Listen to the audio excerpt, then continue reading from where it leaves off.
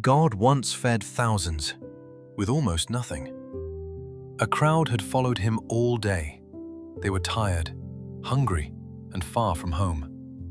The disciples looked around and said, "There's nothing here.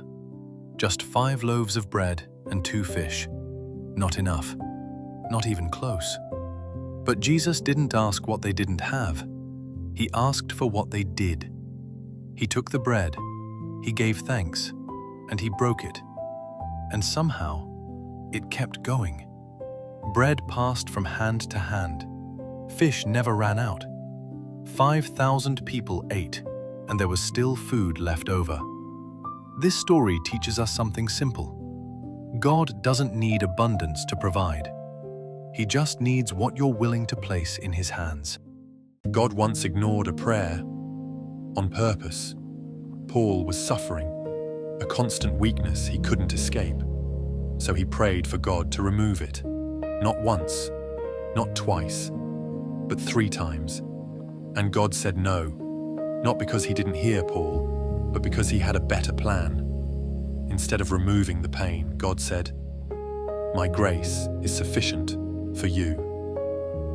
The weakness Paul wanted gone was the very place God's power was working the most. Paul realized something powerful. God didn't ignore him. God was strengthening him. This story teaches us that unanswered prayers aren't always rejection. Sometimes God doesn't change the situation because he's changing you. God once healed a woman who believed she wasn't worthy to be seen. For 12 years, she had been bleeding. Doctors took her money, her strength, her hope. And the law said she was unclean, untouchable, unwelcome. So she learned to disappear. Then she heard Jesus was passing by. A crowd surrounded him. Too many people, too much noise. She didn't ask. She didn't speak. She thought, if I can just touch his cloak, I will be healed. She reached out, and instantly, the bleeding stopped. At the same moment, Jesus stopped walking. He turned and said, "Who touched me?" The woman stepped forward, trembling, and Jesus looked at her and said, "Daughter, your faith has made you well. Go in peace." Not condemned, not rejected, restored. This story teaches us something. Sometimes faith isn't loud. Sometimes it's just reaching out and discovering God was waiting for you to reach out all along. God once fed a man with birds, not angels, not kings, not abundance, birds. Elijah was hiding in a dry land by a shrinking stream.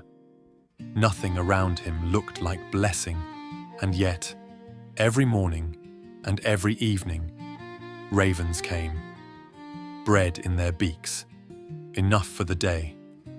The water still dried up, the land stayed hard, but the provision never stopped. And this is what the story shows us. God is not careless with our needs. He sees where we are, even when provision feels small. He teaches us to trust, one day at a time, and sometimes, enough is exactly what faith looks like. Hagar fled into the desert, carrying her son close to her chest. The water ran out, and her strength began to fade. Unable to watch him suffer, she laid him gently beneath a small bush. She stepped away, lifted her voice, and wept. But God called to her, "Do not be afraid. I hear the boy where he is." Then God opened her eyes, and she saw a well of water. In her darkest moment, God saw her, the same God who sees you. God once lost a battle on purpose. When Jesus was arrested and nailed to a cross, it looked like the end. Hope seemed gone. Fear filled the air. But what the world saw as defeat was actually love in motion. Jesus chose the cross to carry every sin, every failure, every broken heart. And when he rose from the grave, he opened the door for forgiveness, new life, and salvation for all. This story teaches us that even when things look hopeless, God is still working. And through Jesus, no one is ever beyond saving. God once chose a stable instead of a palace. When the world was waiting for a king, God did not arrive in gold or power. He came quietly, born among animals, laid in a feeding trough, not because he was weak, but because he wanted to be close. While rulers slept in comfort, God entered the world where no one was looking.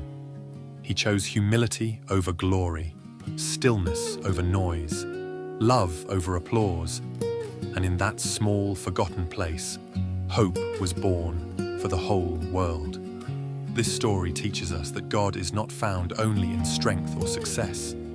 He is often closest when life feels simple, quiet, or unseen. God once calmed a storm with a word. The disciples were crossing the sea when the wind began to roar. Waves crashed into the boat, water poured in. They were terrified. And Jesus was asleep. They woke him and cried, "Teacher, don't you care if we perish?" Jesus stood up. He spoke to the wind and said, "Peace, be still." And the wind stopped.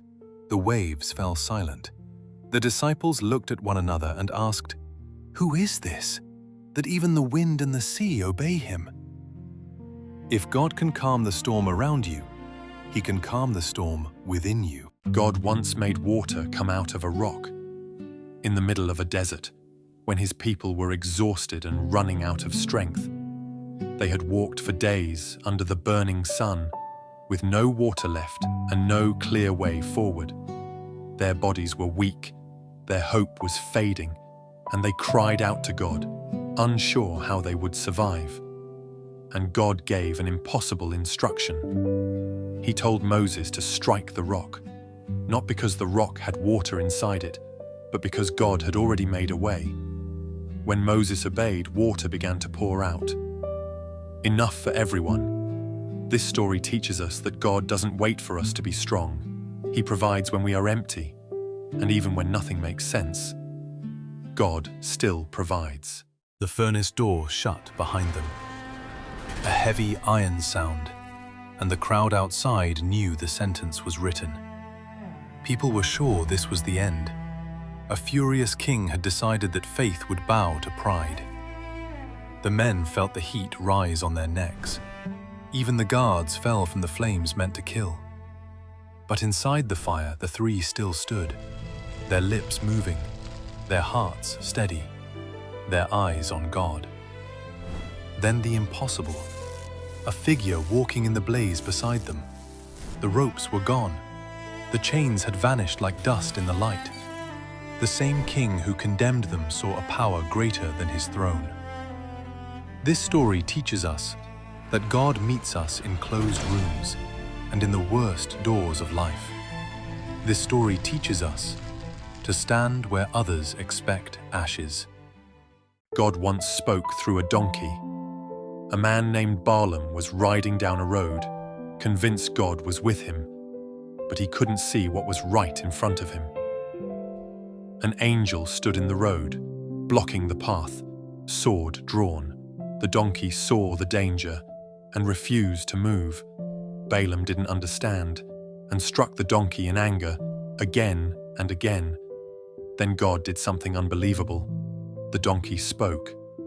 "What have I done to deserve this?" Suddenly, Balaam's eyes were opened. He saw the angel and realized the donkey had saved his life. This story teaches us God can warn us in ways we don't expect, and sometimes the voice we ignore is the one protecting us.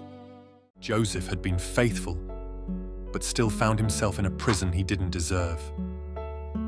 Falsely accused, forgotten by people, but never forgotten by God. In the darkness, Joseph kept doing the only thing he knew.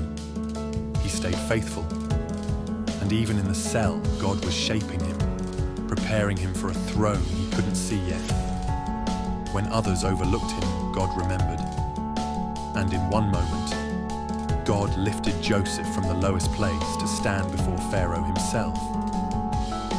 What people meant for harm, God was quietly turning for good. So if you feel unseen today, Joseph's story whispers this truth. God has not forgotten you.